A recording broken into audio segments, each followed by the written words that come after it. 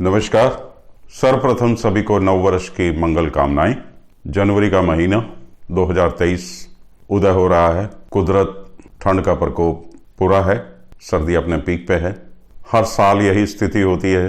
नव वर्ष प्रवेश पे भारतवर्ष में सर्दियों का मौसम, पहाड़ों पे बर्फबारी और ठंड का प्रकोप। यही कुछ दिन पहले तक सोचते थे कि भाई यार इस बार ठंड नहीं पड़ रही, लगता है कि इस बार मौसम गड़बड़ा गया है। पर सारे पूर्वानुमान, इवन कि मौसम विभाग के भी पूर्वानुमान गलत साबित होते हैं और कुदरत अपनी चाल चलती है।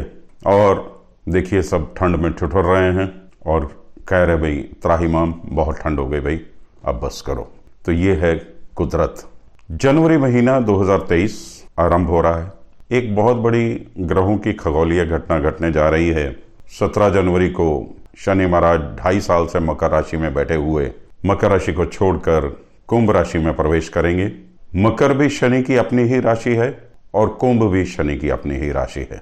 और काल परश की कुंडली में देखिए कि 10वां भाव के स्वामी शनि और 11वें भाव के भी स्वामी शनि। 10वां भाव यानी कर्म और 11वां भाव मानी लाभ। तो जैसे कर्म करोगे वैसे फल पाओगे। यही कर्म फलदाता शनि महाराज का आधिपत्य है। और अब कुंभ में प्रवेश करके शनि कुछ देने के लिए तैयार बैठे हैं, लाभ स्थिति में पहुंचा रहे हैं। तो जनमानस को इसका कितना लाभ होगा ये अब 2.5 वर्षों में सामने प्रकट होगा। तो इस वर्ष के अगर हम संवत में देखें तो माघ मास में 17 जनवरी से लेके जो कि 5 फरवरी तक रहेगा। इस वर्ष 5 शनिवार और 5 ही रविवार पड़ रहे हैं। और ऊपर से शनि महाराज भी मकर राशि छोड़कर कुंभ राशि में प्रवेश कर जाएंगे। और कुंभ के शनि की तीसरी दृष्टि तो होगी मेष राशि पे, 7वीं दृष्टि होगी सिंह राशि पे और 10वीं दृष्टि से वृश्चिक राशि को देखेंगे। मेष राशि में राहु पहले से ही विराजमान है, तो इसलिए शनि की दृष्टि से कुछ ऐसे समीकरण बनेंगे कि महामारी बढ़ेगी। सर्दियों का मौसम है तो सर्दियों संबंधित महामारी, जैसे कि पहले कभी कोरोना आया था, ऐसे ही कुछ ना कुछ महामारी के रूप में प्रकट होगा। किंतु ज्यादा चिंतनीय बात नहीं है क्योंकि मीन राशि में बृहस्पति पहले से ही विराजमान है। कहने का मतलब कि कुंभ के शनि और मेष के राहु के बीच में मीन राशि पड़ती है, तो वहां पे बृहस्पति बैठे हुए डैमेज कंट्रोल कर रहे हैं। इसके अलावा महंगाई बढ़ना लाजमी है, उपद्रव की घटनाएं बढ़ेंगी। सोशल मीडिया भी देखिए नेगेटिव रोल प्ले करने वाला है, खूब तनातनी रहेगी। सरहदों पे भी चिंता रहेगी, टेंशन की स्थितियां बनती रहेगी, आतंकवादी घटनाएं भी घटित होंगी। जैसा कि हमारे पड़ोसी हैं चीन और पाकिस्तान जैसे, तो इनसे कोई ज्यादा अच्छे की उम्मीद नहीं की जा सकती है। क्योंकि अब आगे देखेंगे 15 जनवरी से 11 मार्च तक गुरु मीन राशि में ही रहेंगे। फिर शुक्र मकर कुंभ पार करते हुए मीन राशि में आ जाएंगे। तो ये स्थितियां, और ऊपर से 17 जनवरी को शनि का कुंभ में प्रवेश पड़ोसियों से संबंध अच्छे नहीं बता रहा है। इनके साथ कुछ ना कुछ लगा ही रहेगा। बाकी यही परमात्मा से दुआ है कि सभी के लिए नववर्ष और जनवरी महीना मंगलकारी हो। इन्हीं शुभकामनाओं के साथ हम आगे बढ़ते हैं। सर्वप्रथम ग्रहों की स्थिति समझ लेते हैं। सूर्य धनु राशि में और धनु में ही बुध चल रहे हैं। कहने का मतलब कि धनु राशि में बुध आदित्य योग बना हुआ है। सूर्य 14 जनवरी को मकर राशि में प्रवेश कर जाएंगे। मकर संक्रांति 14 जनवरी। मास आरंभ 1 जनवरी को चंद्रमा मेष राशि में। उसके बाद चंद्रमा अपने 2.25 घंटे दिन की चाल पे चलते हुए शेष राशियों का सफर अपना जारी रखेंगे।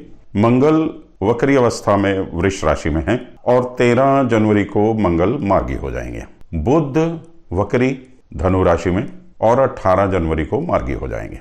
बृहस्पति मीन राशि में ही रहेंगे। शुक्र मकर राशि का सफर खत्म करके 22 जनवरी को कुंभ राशि में प्रवेश कर जाएंगे। शनि अपने 2.5 साल का मकर राशि का स्टे पूरा करके कुंभ राशि में 17 जनवरी को प्रवेश कर जाएंगे। राहु मेष में ही रहेंगे और केतु तुला राशि में। ये तो है ग्रहों की स्थिति। अब कुछ जनवरी महीने की खास तारीखों पे गौर किया जाए। पर्व त्योहार से संबंधित जनवरी का महीने की पहली तारीख ही इंग्लिश कैलेंडर के हिसाब से नववर्ष का शुभारंभ है। पूरे विश्व में हर्षोल्लास से मनाया जाने वाला पर्व 1 जनवरी, फिर 6 जनवरी को पूर्णिमा पड़ेगी, 9 जनवरी को 10वीं पातशाही कलगीधर महाराज गुरु गोविंद सिंह जी की जयंती पड़ेगी, 10 जनवरी को विश्व हिंदी दिवस होगा, 12 जनवरी को स्वामी विवेकानंद जयंती जिसे कि हम राष्ट्रीय युवा दिवस के रूप में भी मनाते हैं, 13 जनवरी को लोहड़ी, 14 जनवरी को मकर संक्रांति और दक्षिण भारत में जिसे पोंगल के रूप में भी मनाया जाता है, 15 जनवरी को इंडियन आर्मी डे, 21 को फिर अमावस्या है, 22 जनवरी से गुप्त नवरात्रे आरंभ हो जाएंगे, 23 जनवरी को सुभाष चंद्र बोस जयंती, 26 जनवरी को देश का 74वां गणतंत्र दिवस और 26 जनवरी को बसंत पंचमी और या कह लो सरस्वती पूजा। ये 3 इंपॉर्टेंट दिन तीनों एक ही 26 तारीख को पड़ रहे हैं और 30 जनवरी को शहीदी दिवस और इसी के साथ गुप्त नवरात्रे समाप्त हो जाएंगे। तो अब हम आगे बढ़ते हैं और 12 राशियों की राशिफल क्या है, किस राशि के भाग्य में, उस पर चर्चा शुरू करते हैं। मीन राशि।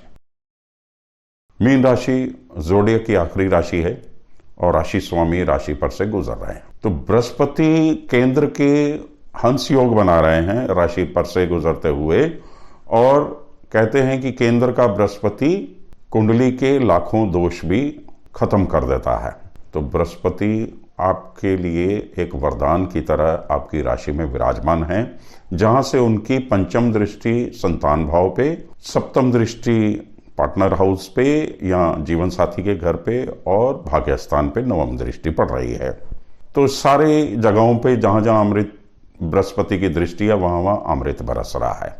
संतान से भी खुशखबरी प्राप्त होगी, जीवन साथी भी सहयोग पूरा मिलेगा और भाग्य प्रबल रहेगा, उत्तम रहेगा। भाग्य स्थान के स्वामी मंगल पराक्रम भाव में वहां भाग्य स्थान को देख रहे हैं, भाग्य बहुत प्रबल चल रहा है, बहुत उत्तम फलों की प्राप्ति हो रही है। और दशम भाव में सूर्य बुध द्वितीय योग बनाते हुए आय स्थान में शनि शुक्र चल रहे हैं। अब चिंता का विषय सिर्फ यही है कि शनि 17 तारीख को मकर राशि छोड़ के कुंभ राशि में प्रवेश करेंगे और मीन राशि वालों के लिए साढ़सती की यात्रा शुरू हो जाएगी। और राशि से द्वितीय स्थान में मासारम में राहु चंद्र हैं, जो कि आपके खान पान से संबंधित आपको तामसी भोजन के लिए प्रेरित कर रहे हैं, जिससे कि अष्टम का केतु भी बता रहा है कि आपके हेल्थ में लीवर से संबंधित या खान पान से संबंधित परेशानियां बढ़ सकती हैं। तो अपने खान पान का विशेष ध्यान रखें और जिससे कि गरिष्ठ भोजन थोड़ा त्यागें। सर्दियां हैं, सर्दियां वैसे ही थोड़ा गरिष्ठ भोजन के लिए प्रेरित करती हैं और राहु जैसे तामसी ग्रह का धन स्थान में बैठना, जो कि मुख स्थान भी है, वाणी स्थान भी है, वाणी में भी थोड़ा तलखी ला देता है जिससे आप अपने रिश्ते भी खराब करते हैं। तो राहु का तो भाई आप बच के रहें, राहु का तो उपाय जरूर करें। तो राहु की शांति कैसे होगी? राहु शांत होंगे माँ दुर्गा की उपासना से। तो माँ दुर्गा की उपासना कीजिए। नेगेटिविटी से बचने के लिए आप पंचमुखी रुद्राक्ष भी धारण कर सकते हैं, उससे भी आपको लाभ होगा। सूर्य मकर संक्रांति पे दशम भाव से निकल के आय स्थान में पहुंच जाएंगे। तो ये महीना जनवरी का तो आपके लिए बहुत बढ़िया है, अच्छे फलों की प्राप्ति हो रही है। शनि अभी शुरू में कोई बिगनिंग है, तो बिगनिंग में अभी युवावस्था बाल अवस्था के शनि हैं, तो शनि को इतना टेंशन लेने की जरूरत नहीं है। आगे बृहस्पति जब तक आपके राशि पे विराजमान है आपका समय श्रेष्ठ है। अप्रैल तक तो बृहस्पति है ही है मीन राशि में, तो आगे की अगले महीनों में देखेंगे कि क्या स्थिति बनती है। 16 और 17 तारीख को चंद्राष्टम की स्थिति बन रही है। चंद्राष्टम की स्थिति में चंद्रमा केतु के साथ है, तो डिप्रेशन की स्थिति बन रही है। माँ दुर्गा की उपासना करें और दुर्गा सप्तशती में से दुर्गा कवच का नित्य पाठ करें। मंगलवार के दिन कुछ दान पुण्य करें, कन्याओं को खुश रखें, उनको कुछ मीठी वस्तु, चॉकलेट या उनको कुछ श्रृंगार सामग्री वगैरह दान करें, तो आपको उत्तम फलों की प्राप्ति होगी। धन्यवाद, नमस्कार।